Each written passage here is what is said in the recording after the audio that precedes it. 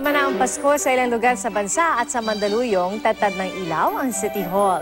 Dinarayo naman sa Davao ang isang Christmas mansion. Sa dami ng ikinabit na ilaw sa City Hall ng Mandaluyong, sino ba namang hindi mapapa-Merry Christmas? Meron pang giant Christmas tree. At ang mga ilaw na ito, sumasayaw pala kasabay ng masasayang tugtuging pampasko. Tuwang-tuwa naman ang mga nanood, 4 na taon din kasi itinigil ang lights and sound display sa lungsod.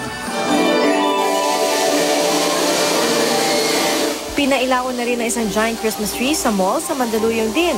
Mas feel ang Pasko sa panghaharana ng Children's Choir.